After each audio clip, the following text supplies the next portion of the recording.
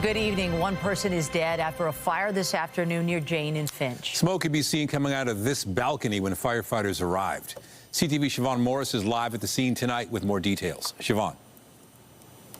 Well, there has been a new burst of activity in just the last few minutes or so. Our photographer Corey is going to pan up to show you what's been going on. So this fire is way up on the 12th floor. You can see all that blackened surrounding. We have seen forensic photographers there, so they've been taking photos of exactly what the inside of that unit looks like and the balcony. We don't right now exactly where in that unit the fire started, but it does seem, according to Toronto Fire, that the fire was isolated to that one unit. We have actually seen people in the units below and immediately beside the one that had been on fire poking their heads out, curious to see what's going on, what sort of answers might be coming. Here's more of what Toronto Fire had to say earlier today about what happened or what they saw when they arrived. Upon arrival, there were visible flames coming out of the 12th floor of this building. Crews made an aggressive attack on the fire and a very quick subsequent rescue. Unfortunately, the occupant of the building succumbed to their injuries. Condolences from Toronto Fire Services to friends and family. And at this point right now, we have investigators on scene. The investigation is being led by 3 different groups. You do have Toronto Fire, the Toronto Police, and the Ontario Fire Marshal all participating in this. Of course, they'll be trying to get to the answer of what caused this fire to start in the first place. Reporting live, I'm Siobhan Morris. Nathan and Michelle, back to you. Thank you, Siobhan. In North York, one man is in custody after an altercation that left 4 family members injured. It happened just before 10 last night. Our Janice Golding is live at the scene tonight with the very latest. Janice. Hi, Michelle. A tragedy has played out in this quiet North York neighborhood. 4 members of a household behind us injured, 2 of them critically. Paper bags cover a man's hands. Above them, handcuffs encircle his wrists. A man in his 50s taken into custody, accused of stabbing multiple family members. We saw flashlights, so that's all we knew. Like, we just checked in the window. We saw lots of police cars. We thought just emergency, like, or maybe like medical emergency. Neighbors say at first they couldn't believe foul play had brought police to the Bathurst and Steeles area home. We saw the commotion last night, and we were like, we thought that there were like a fire somewhere. But when we saw the gentleman handcuffed, then we know already that there's something wrong. Security pictures show several ambulances outside a home on Plum Treeway Crescent just before 10 p.m. last night. First responders at the scene of what was originally called in as unknown trouble. I was here on this couch and I heard nothing. To me, it's so sad. We don't know what's going on inside the house. When police entered the home, they found 2 men aged 23 and 26 with serious stab wounds. 2 women aged 29 and 51 sustained non-life-threatening injuries. Domestic disputes are one of the most violent when they occur, but they are extremely rare and they can be tragic. But police responded very quickly. All 4, whom neighbors say are the suspect's adult children and wife, were taken to hospital. We were shocked because it seems that they are a quiet family, and we saw the children as well, so it's kind of scary. Never heard anything. Like, they're very nice people. Like, the husband who always say hi to us when we're outside. A 53-year-old man who was not injured was arrested at the scene. The accused is charged with 7 offenses, including aggravated assault and assault with a weapon. His name is not being released to protect the identities of the victims. Reporting live, I'm Janice Golding. Now back to Nathan. Thank you, Janice.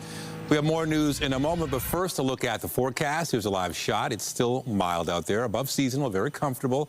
We had it good today because tomorrow we are in for a big change with a few weather alerts. Lindsay Morrison is here with a look at the current conditions. Lindsay. And Nathan, this time it could be a few different types of precipitation as well. We'll step aside so we can take a look.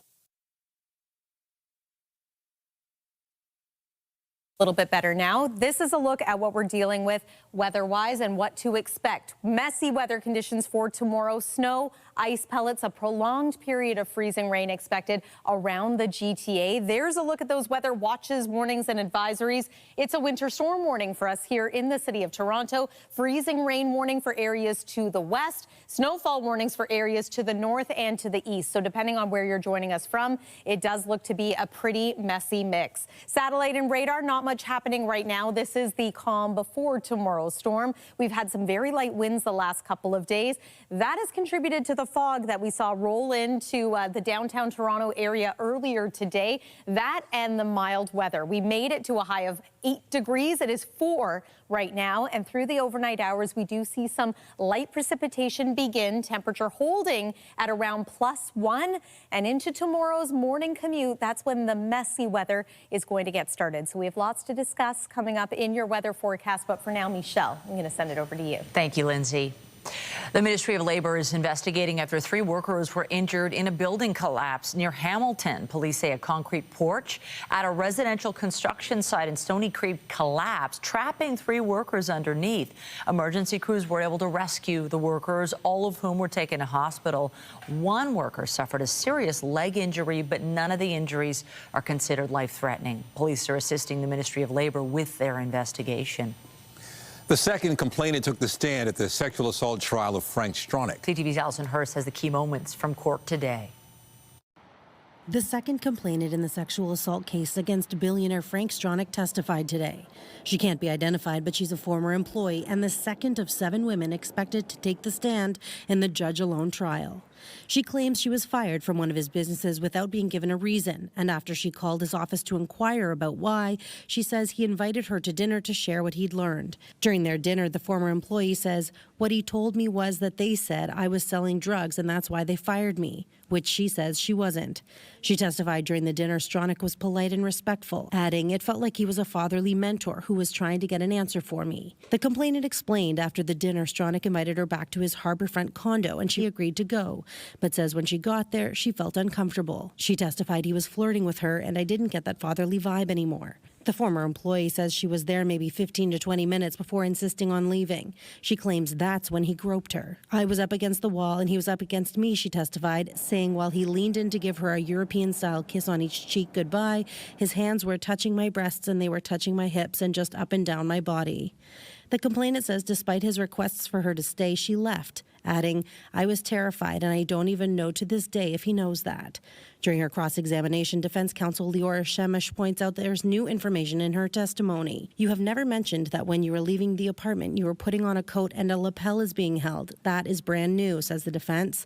And the complainant replies, "That's right, I didn't go into those details." The former employee told the court maybe a few weeks or a month after the incident, she was asked to interview for a job at head office. She testified while working there, she might see Stronach in passing 2 to 3 times a week. Shemish asked if she'd ever suggested to anyone that she might be uncomfortable in a meeting with Stronach.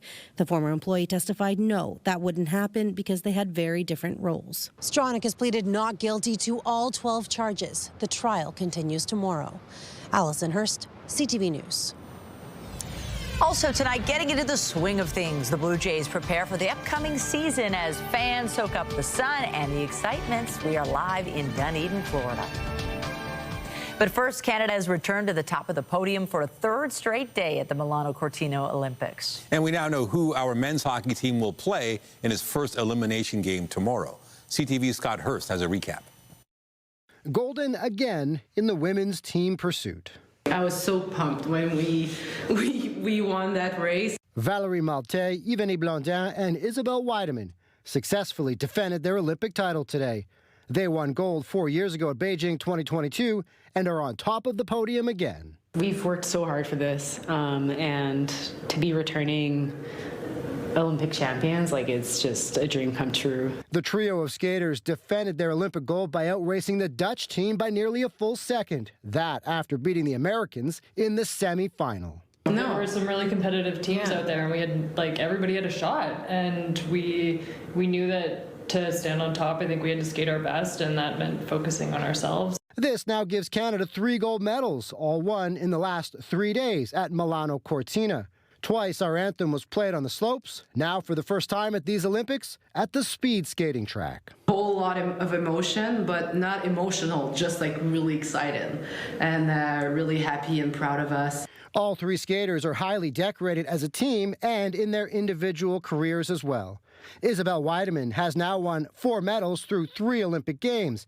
Yvonne Blondin has won 2 golds and 1 silver through 4 Olympics.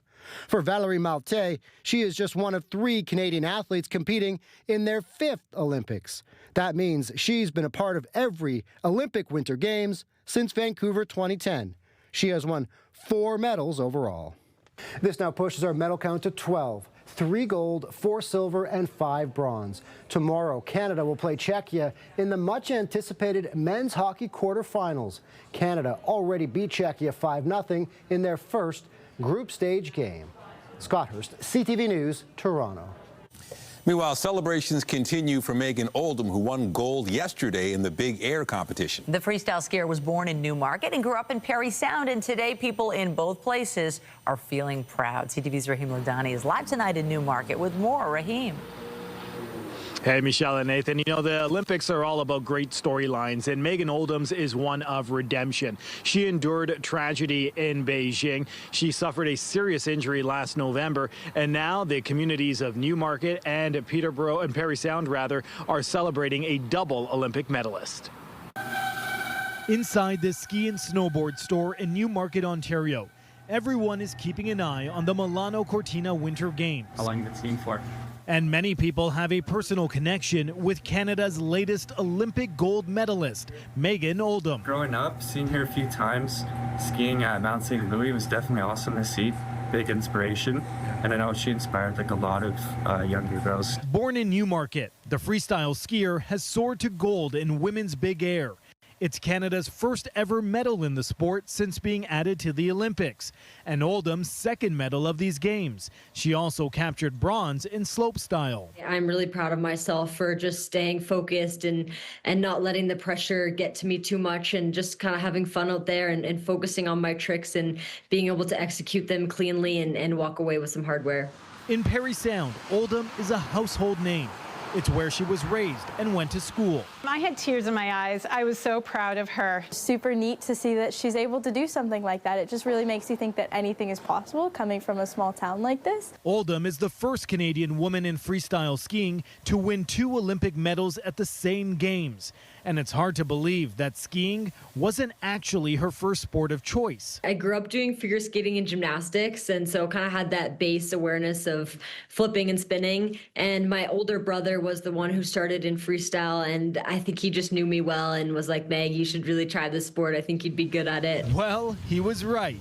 And Mount St. Louis Moonstone, Oldham's home club, they're now considering naming a run in honor of the gold medalist. It's over the top, you know, how, from our little ski hills here, we've got an Olympic athlete that wins a gold and a bronze. Unbelievable. And at just 24 years old, there's no telling what new heights she'll reach next.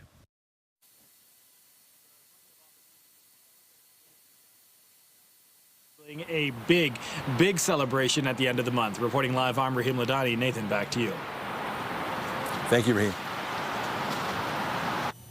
To sports of a warmer kind, spring training is underway in Dunedin, Florida for our Toronto Blue Jays. Players are getting into the swing of things, and fans have high expectations for them. CTV Sean Leithong is live tonight in Dunedin with more. And Sean, you got a chance to tour the Jays' $100 million training facility today. That's right, Nathan and Michelle, and that's just one of their competitive advantages they have. That facility is just incredible. Players talk about how it is an advantage for them. It's the best in the league, but also this is a team that focuses on their culture, a team that wants to have a good time while they're playing and get the job done, and that's what they intend to do this year. You can't. Entering spring training, the Blue Jays are a team built on culture, doing the work while keeping things fun. And that's no more apparent than in the actions of team leaders ALCS MVP Vladimir Guerrero Jr. and ALCS Game 7 hero George Springer. I touched your back. Who are playing pranks on each other like school kids. Sorry. Oh, he threw his glove at me. And instead of it hitting me, I caught it. Then he thought I threw his glove in the trash. So he blamed me for something I didn't do. And then he took my shoe. For a team that lost Bo Bichette to free agency and missed out on one more in Kyle Tucker, they're now bringing their newest member into that culture. With high-profile free agent signing Kazuma Okamoto being given a hard time for being last to batting practice. He was late. I mean, so we got on him a little, you know, but to his defense, he wasn't late, but we just like to make him feel like he was. While Okamoto becomes immersed in the Blue Jay culture, he's closely watched by the media from his home country of Japan, with journalists following his every move. He was one of the most established batter in Japan for a long time, so we are very excited, and that's why we have so many Japanese media covering for him. As part of that culture, the players are taking time to greet fans, with several staying to sign autographs. Feels amazing getting this close to all these players. Surreal. And a competitive advantage for the Jays is the state-of-the-art players development complex where spring training takes place. Being a guy that's kind of bounced around and seen a lot of different places, this place is by far the best. Opened in 2021, the 65-acre, $100 million facility has 6 baseball diamonds. Field 1 is where fans get a glimpse of the players. So just over here is the covered stretching area, and you can see how close training camp is, because right beside that is Field 2. That's where live batting practice will take place for much of the day today. And then beside that is the covered mound area, where you get to see the pitchers up close. So you can see last fall's pitching sensation Trey Yasavich throwing a side session with speed. The work has been really good. I've been impressed with the way the pitchers and the hitters are kind of getting after it. While the players are having fun, they want to bring it back to where they were last year. I feel like everyone's kind of got the taste of it, and you know, losing sucks, so we kind of want to get that revenge tour. As the team and the fan base are looking forward to the most anticipated season in years. Now, one thing people may not know about the Blue Jays fans down here in Dunedin is just how connected the team is to this city. Everywhere we go, there are Jays logos in windows, in shops, on lampposts in downtown. This town really focuses on the Blue Jays, and that's something we'll explore tomorrow. Reporting live, I'm Sean Leathong. Nathan and Michelle, send it back to you. Great work. Look forward to it. Thank you, Sean. The Canadian Civil Liberties Association, alongside education unions and student leaders, are expressing concern about the Ford government's move to take control over several Ontario school boards. As decisions continue to be made without the input of students, students continue to suffer. Meanwhile, music programs are being scrapped, pools are being shut down, and students are losing access to laptops. Students continue to bear the cost of underfunding in the TDSB and boards across the province. The government has created a crisis. They're now distracting and trying to get us to talk about orange juice or packs of gum or trips to Italy or even class sizes in Toronto, when in fact it's $6.3 billion that has been cut. That's put us into a situation where both students are desperate, educators are desperate, and the solution is certainly not by eliminating a level of governance in democratically elected trustees. 7 boards are currently under provincial supervision, including both the Toronto District and Catholic District school boards. Ontario Education Minister Paul Calandra says the province took control over concerns about financial mismanagement and impacts on student success. The federal government officially launched a multi-billion-dollar defense industrial strategy today. It promises contracts to Canadian firms and 125,000 jobs. CTV's Quebec Bureau Chief Geneviève Beauchemin has the details. Prime Minister Mark Carney says Canada has for too long relied on geography and others to protect the country, that his plan overhauls that strategy in a changing world. It means building a domestic defense industrial base so we are never hostage to the decisions of others. Others, including the U.S. Still, Carney insisted his strategy to arm the military and boost Canada's defense industry would be complementary, not in competition with American defense supply chains. Its framework is simple: build, partner, buy. First, we will build in Canada and prioritize Canadian companies. Canadian companies now provide roughly 1/3 of this country's military needs. Carney wants 70% over the next decade, and he wants to increase defense exports by 50%. That's real growth. Many of Canada's defense contractors have long focused on exports. This strategy could change that, but the industry says the procurement system has to be much leaner, faster. if it doesn't happen, it could undermine the entire strategy that we just heard about today.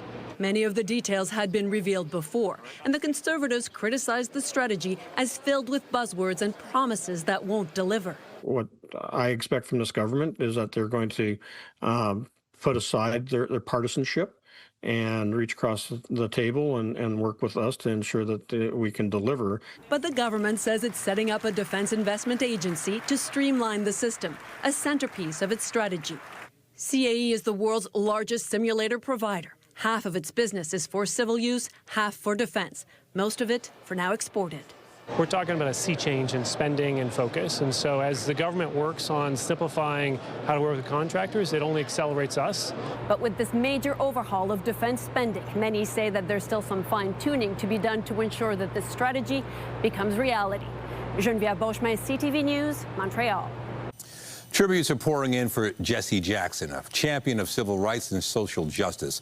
Along with Martin Luther King Jr., he was a towering figure in the leadership of Black America. His family says Jackson was a servant leader, not only to them, but to the oppressed, the voiceless, and the overlooked around the world. CTV's Heather Wright reports. I am. A skilled orator, a passionate advocate, Jesse Jackson spent 6 decades building bridges, helping the less fortunate, and fighting for racial equality. Keep hope alive. Keep hope alive. Born in the segregated South in 1941 to a teenage mother, Jackson was in seminary school when he traveled to Selma, Alabama to march for voting rights, meeting Dr. Martin Luther King Jr. for the first time. He soon began working with the civil rights leader and was at the motel in Memphis, Tennessee, the night King was assassinated. We ain't the bottom, we the foundation. Jackson soon emerged as the most high-profile successor to Dr. King, though some accused the Baptist minister of capitalizing on King's death. Our flag is red, white, and blue, but our nation is rainbow. Red, yellow, brown, black, and white. One of the most prominent American politicians of the 1980s and 90s, Jackson started the Rainbow Coalition, focusing on social justice and economic empowerment. I officially announce my candidacy. Jackson ran for president twice in 1984 and 1988, considered the first black candidate to be a serious contender. And though he was never the Democratic nominee, his work helped pave the path for the election of President Barack Obama in 2008. Jackson watched with tears in his eyes as Obama was declared the winner. A mediator and negotiator, Jackson helped secure the release of international prisoners and hostages. Well, we've been invited to by the Mohawks.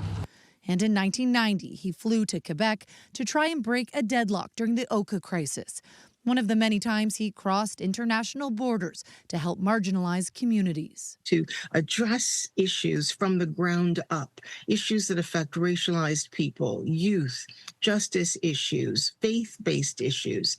Jackson was not without fault. During his first presidential campaign, he used an anti-Semitic slur to describe New York City, later apologizing. And in 2001, he admitted to fathering a child out of wedlock. This campaign has taught me much. In announcing his death today, his family called him a real servant leader who elevated the voice of the voiceless. Jesse Jackson was 84. Heather Wright, CTV News, Toronto. Expectations are low for any significant breakthrough, but U.S.-mediated peace talks between Ukraine and Russia began in Geneva today. Ukrainian negotiators say the discussions focused on practical issues and the mechanics of possible decisions, but no details were provided. The two sides remain far apart on key issues such as the control of territory in eastern Ukraine. President Volodymyr Zelensky insists Ukraine is ready to move quickly toward a worthy agreement. Talks will resume tomorrow for a final day. Iran says it temporarily shut down part of a vital oil supply route today, just as talks with American officials began. Tehran has threatened in the past to shut down the Strait of Hormuz, and if it is attacked, the move would halt a fifth of global oil flows and drive up crude prices. State media said the strait was closed for a few hours without making it clear if it had fully reopened. Meanwhile, talks on Iran's nuclear program ended with a U.S. official saying Tehran will make detailed proposals in the next 2 weeks to close gaps in the discussions. The first solar eclipse of the year happened today, but almost the entire world missed out on the spectacle. It created a so-called ring of fire, and that's when the moon passes between the Earth and the sun. But because the moon is at a greater distance right now, it did not cover all of the sun. The only place on Earth that the full solar eclipse was visible was Antarctica. But some places in the southern hemisphere were treated to a partial eclipse, which it looks like a bite has been taken out of the sun. Coming up, Coca-Cola is pouring millions into its Brampton bottling plant, promising a wave of new jobs here in Ontario. It had the premier cracking a can of Coke today. And I'm Pat Foran. Coming up on Consumer Alert, fire departments are warning there's been an increase in fires because of something common we have in our homes, lithium-ion batteries. Many of the fires are caused by e-bikes and e-scooters, and there's a reason why. I'll have that story. That's just it. A few different types of precipitation in the forecast. A reminder that freezing rain looks and feels like rain, but it freezes on contact and can create quite a dangerous situation, whereas ice pellets partially melts and then refreezes and can accumulate just like snow. So yes, tomorrow we could see rain, freezing rain, ice pellets and snow all in one day. Not the best day perhaps to be out on the roadways, but we'll break down the timing of it all and give you an idea of just how much of each we are expecting coming up here on CTV News. Stay with us. When you see it happen, send it to CTV News. Text 10400. From your screen to ours. Text 10400. Fire services in the GTA are warning there's been an increase this year in the number of lithium-ion battery fires. The batteries are used in many common household devices, but many fires appear to be connected to e-bikes and e-scooters. Here's Pat Foran and Consumer Alert. Pat. Thanks, Nathan and Michelle. The average home could have as many as 40 lithium-ion batteries in everything from electric toothbrushes to rechargeable power tools. Most of these batteries are considered very safe, but if they're tampered with, they can become a dangerous fire hazard. We've done stories on lithium-ion battery fires involving toy cars, smartphones on airplanes, and e-bikes in the subway system. As lithium-ion batteries are being used in more devices, more fires are happening. Aviva Insurance just issued a warning. When they do overheat, they smoke, they can explode, and the fires burn very, very hot and spread very, very quickly. The insurance company says there has been a 162% increase in this type of fire over the past 2 years. Toronto Fire Services says there were 90 lithium-ion battery fires last year, and there were 11 in January. We're absolutely seeing an increase year over year. Almost half of the fires so far this year have been connected to micro-mobility devices, e-bikes and e-scooters. We often see users tampering with batteries to try to increase the length of power, the duration of the battery, and also the speed at which the e-bike or e-hoverboard scooter can actually travel at. We have seen a rise in lithium-ion battery fires. York Region says while the batteries are in many devices in the home, most fires have been caused by items charging inside garages. 80% of those fires have been residential garage fires involving batteries. When lithium-ion batteries fail, they may smoke, hiss, and expand. Once they enter something called thermal runaway, they can explode, releasing toxic smoke and chemicals, and reach temperatures of 400 degrees Celsius. To avoid battery fires, always follow the manufacturer's instructions, only use batteries designed for the device, and charging cords that came with the product. Store batteries away from flammable items, and avoid excessive charging. You should never tamper with a battery. Don't allow them to charge overnight. An old or damaged battery should be disposed of at municipal recycling centers. And it's a good time to check your smoke detectors to make sure they have batteries and they're working properly. Because of this new type of fire threat, there are now also heat detectors. We hope to review them and do a story soon. On your side, I'm Pat Foran. If you have a consumer story idea, email us at alert@ctv.ca. Well, not a bad day weather-wise. Nice and mild. We saw some sun, but we also saw quite a bit of fog obscuring the view of the skyline, and we are anticipating a storm. You're right. I'm thinking tomorrow, like walking, cycling, driving could all be a challenge tomorrow. Yeah, whether you're commuting by foot, by vehicle, it's looking to be a little bit slippery. And to your point, Michelle, we are also under a fog advisory right now in the city of Toronto. I think that's been somewhat overshadowed by all the active weather that we are anticipating for tomorrow. Snow, freezing rain, ice pellets, all possible for your Wednesday. But let me show you what it looked like not long ago here in the city of Toronto, especially downtown. This view coming from the CN Tower. This is actually time-lapse video, and you can see that fog rolling in off of Lake Ontario. And it's interesting because it was really communities right along the lakeshore that were impacted by this. Depending on where you were, likely south of Bloor Street, you could see thick fog out your window, or you could see sunshine if you were looking to the north. Nice shadow there of the CN Tower as well. So this is pretty cool. Fog advisory remains in place. It's also in effect for areas of southwestern Ontario, around Niagara too.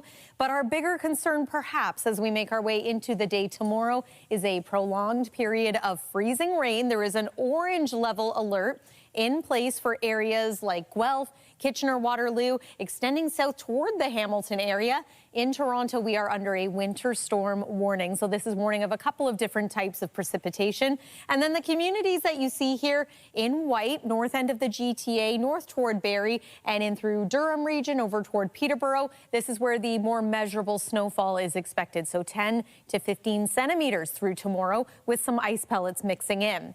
Not a whole lot happening on the satellite and radar right now, but we can see our storm system just starting to develop over Montana.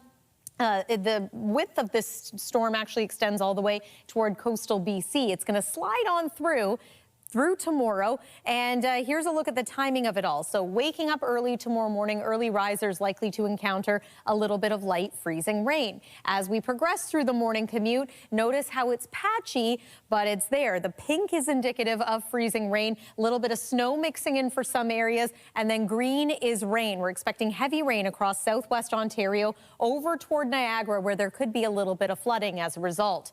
This is now into the afternoon. You can see Toronto dealing with some flipping back and forth of precip types, freezing rain to snow or ice pellets. Again, Hamilton, even areas like Brampton could see a pretty prolonged period of freezing rain with ice accretion. There's the afternoon drive. Conditions are tapering off, still some light snow and freezing drizzle expected into the evening hours. As far as accumulating snow, maybe 5 centimeters in Toronto, perhaps a little more than that if we can get some ice pellets mixing in there too.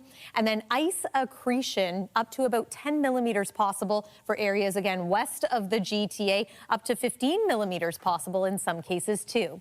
Winds are going to be strong tomorrow, coming out of the east, gusting to near 70 kilometers per hour. We're forecasting a low of 1 degree overnight tonight, and we will hover near 0 for tomorrow. So that complicates the forecast.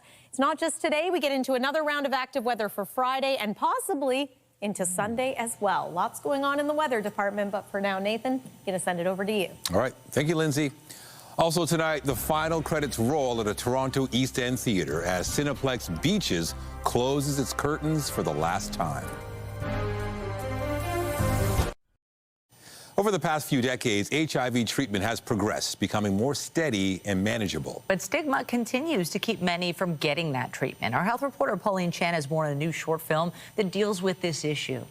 I have HIV, Mom. Oh, baby. The 6-minute-long film has an eye-opening title, but its subject is subtle: how stigma affects HIV-positive people, even though the medical journey is now relatively straightforward. It's not just about an HIV diagnosis. It's about being unhoused. It's about substance abuse. It's about the stigma that comes with all of those things. And when those things come together, it's kind of this perfect storm. Norad Bouzaid, who is HIV positive, says they've experienced most of those situations. And while each person is different, the film rings true. A lot of it does come from criminalization. There's historically been a criminalization against people who are unhoused and people who use substances. And there's also criminalization towards people who are HIV positive. but especially somebody who belongs to all three of these communities, right? The film, by Academy Award-nominated director Hubert Davis, follows Jordan from revealing his diagnosis to a supportive mom to unemployment and homelessness. Casey House CEO Joanne Simon says there's one group she especially hopes sees the film. Healthcare workers. There's not a lot of time spent in medical school on HIV, and certainly not a lot of time talking about stigma. The new film comes out at a time when a new oral test for HIV has become available in Canada. It takes a lot of the fear out of it, talking about the fear and the stigma around disclosing. Sometimes even just walking into that clinic, right, to sit down in a room full of strangers. The cheek swab, known in Canada as Aura Quick, can give you home results in just 20 minutes. And you can find the film Big Effing Deal on YouTube or at smashstigma.ca. Pauline Chan, CTV News. Moviegoers in the East End are saying goodbye to the Beaches Cineplex. The theater will close its doors tonight after more than 2 decades of operation. CTV's Andrea Case is live on Queen Street East with the latest, the end of an era. Andrea. Michelle, sometimes you get assignments and I go, well, it's just another story. But if you are here on Queen Street, this is an emotional place tonight. One woman just told me inside, it is a madhouse. Why is it a madhouse? Because this theater, Cineplex, in the Beach, not ES, the Beach, closes tonight. It has been around for 25 years. First, it was an Alliance Cinema. Then about 5 years later, Cineplex took it over. And this is really a hub in the neighborhood where people come and watch first-run movies. And so it is closing to make way for a new fitness and wellness center. Now, that's going to be quite swanky, but it won't open until 2028. The landlord has decided that they're not going to renew the lease here, and that is why it's the last night. When the doors opened at 6 o'clock, there was a long line of people coming in to come and watch the movies. These are first-run movies, so Crime 101, Zootopia, Send Help, movies like that, they're all playing. But there's a steady stream of people coming in, and they've told us that they're sad that this theater is closing. For many people, they take the bus or they walk to come here, and so it really is a community location. And so let's listen to what some of the people going in had to say. Did you know that the theater was closing tonight? Tonight is the last night? Yeah, I knew that. How are you feeling? A little sad. This is the closest movie theater to me. So when it closes, I'm not sure where else to go. I found out about a week ago that it was closing. And what did you think? It was kind of shocking because I used to come here all the time with my mom as a kid. So hearing that it's closing down officially, it was a surprise. Because it was the last night, and we are not from Toronto, we come from Belgium, and he told us it's the last night, so we are coming and watch Zootopia. I've lived here my whole life, so I've been coming here for, I don't know, all my 14 years, I think. And so what did you think when you heard that it was closing? I found out it was closing a week ago, and I was shocked. It was wild, because this has been a part of the community for so long, so it's just shocking that it's not going to be here anymore. Okay, so he spoke to one gentleman who was passing by when we told him what was coming here. He said, isn't that what they're building at Ontario Place? So I guess they'll have more than one upscale wellness center to visit. Of course, if you want to see a movie, Cineplex says thanks to everyone who ever came to this theater. They're thankful for the support, but they remind you they have theaters in the city. You'll have to travel to get to them. But also, if you want to see perhaps not first-run movies, remember the Fox Theater, that venerable institution, is still in the Beach. It's been open since 1914. They may not have first-run movies, but it still gives people an option if they want to see a movie in the Beach. Reporting from Queen Street, I'm Andrea Case. I'll send it back to Nathan and Michelle. All right, good to know. Thank you, Andrea. After the break, celebrations and festivities here and around the world for the Lunar New Year as billions of people saddle up for the Year of the Horse. Lower gas prices helped bring inflation down for Canada last month. BNN Bloomberg's Lindsay Biscaya has more. The annual rate of inflation ticked down in the month of January to 2.3%. StatsCan says gas prices were about 16% lower year over year, but that decline was offset by food inflation, which increased more than 7% annually. Shelter inflation also eased, only rising 1.7% in January. That's the first time in almost 5 years that figure has been below 2%. And here are the closing numbers for the day. The Canadian dollar didn't move much, ending the day at 73.31. West Texas Intermediate is down to 62.26. Western Canadian Select is up to just over $47 a barrel. And the TSX dropped today, down 177 points. Those are your business headlines. I'm Lindsay Biscaya. The Business Report is brought to you by Canadian Western Bank, the bank built for business.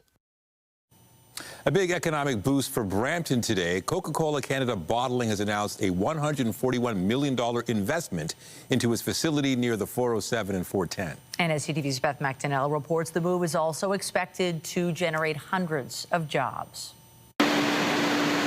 Already stretching 670,000 square feet in Brampton, this is Coke Canada Bottling's largest plant in the country.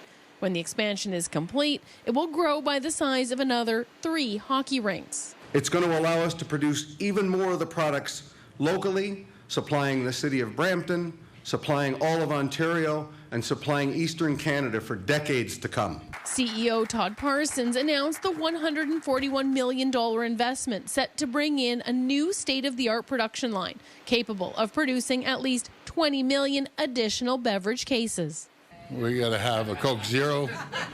I'll tell you, I just don't do this as a boy. I got Coke Zero at home. Tastes delicious. The investment does not include provincial funding, but the Premier was on hand to celebrate. He says on top of reciprocal jobs that will be generated, like with steel and drywall, project workers are also being hired. Creating 500 new jobs during construction and doubling down on Ontario workers and our world-class supply chain. The government says the expansion will be built exclusively by Canadian tradespeople, and 75% of materials will be sourced domestically. The investment will go towards more manufacturing, distribution, and sales, and comes at a time when Canada is dealing with U.S. tariffs and trade uncertainty. So let me say how great it is to see a sector like the food and beverage sector continue to grow and thrive and to provide good union jobs to Canadians. Expansion construction begins this month. Beth McDonnell, CTV News. For Muslims across the GTA, tonight marks the beginning of Ramadan. And to celebrate, there is a new sign at Nathan Phillips Square. The sign, which reads Ramadan Mubarak, or Blessed Ramadan, was actually created last year. But this year it will be lit during the evening hours. And it is one of 3 such signs placed across the GTA. One is featured in Celebration Square in Mississauga, and one will be placed outside Brampton City Hall. That will be unveiled next week. We did this sign for the first time last year during Ramadan, and it's a symbol of love, peace, unity, and community during this really holy and special month for Muslims. And I really hope that even our non-Muslim community members in Toronto can learn a little bit more about what this really special month means to us. And this is also the Lunar New Year, celebrated by billions around the world. In China, special prayers and performances were held today.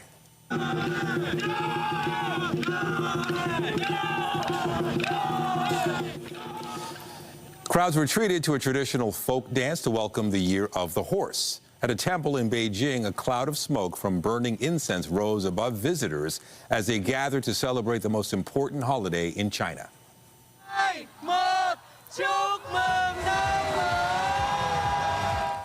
Meanwhile, Vietnam marked the Lunar New Year at midnight with massive fireworks displays across the country. Known as Tet, the holiday is celebrated by deep cleaning homes, exchanging gifts, displaying flowers, and spending time with family. Back here at home, there are a number of celebrations planned. CTV's Jessica Smith checked out a new art pop-up downtown. A celebration of culture and the start of the Lunar New Year. It's the year of the fire horse. It's 2 young components coming in together. Fire is young, horse is young. Together, it is a year of creativity, a year of bold movements. The Fire Horse Club, a new pop-up at Crybaby Gallery on Dundas Street West, is showcasing the work of Toronto-based artist Peter Chan. They are especially reflecting back into like 80s and 90s Hong Kong. A lot of these paintings are experiencing that, kind of re-experiencing the vintage TV and, you know, the beginning of media. And when this came to us, I absolutely loved it. And I was like, yeah, of course. And Peter Chan's an amazing artist who I've admired for a long time. Each oil painting a representation of the blend of Western and Asian cultures. It's kind of like referencing that hybrid culture that I was born in Hong Kong, and I spent almost so much of my adolescence in Canada. So it's kind of like a bit of like that kind of hybrid. After the pop-up, some of Chan's work will be traveling to Hong Kong and Vienna to continue sharing his story and culture. The Firehorse Club pop-up is free to attend here at the Crybaby Gallery and will be in place from February 18th through to the 22nd. Jessica Smith, CTV News. Get Toronto's top stories, breaking news alerts, and watch live. Download the CTV News app. Well, if you have plans to go anywhere tomorrow, you definitely want to factor in the weather that is heading our way. Yeah, so it might be one of those days where if you have the option to work from home, you do that, because keeping people off the roads when there's a prolonged period of freezing rain is a good idea. I wouldn't be too surprised if we end up seeing perhaps some bus cancellations tomorrow, school buses. The school's likely to remain open, though, kids. Here's one more look at the weather watches, warnings, advisories that we have in place. It really is a patchwork here, but I think the standout is the freezing rain warning. This is mainly for areas west of the GTA. Toronto is under a winter storm warning, which is still significant. Snowfall warnings are in place north of the city and east of the city, too. Tomorrow's forecast daytime high, or at least the consistent temperature, is expected to be around 0. That, of course, is cold enough for us to get some snow, but it's also mild enough for some freezing rain. So take care out there tomorrow. Nathan and Michelle, back to you. We appreciate the heads up. Thank you, Lindsay. That's it for us, but you can join Omar Sajidina tonight at 11 for CTV National News, followed by Zoraida Allman with our next local newscast at 11:30. In the meantime, our coverage continues anytime on CP24 and at ctvnewstoronto.ca. For Lindsay Morrison and the whole team here at CTV News, thanks for watching and have a great night. Thanks.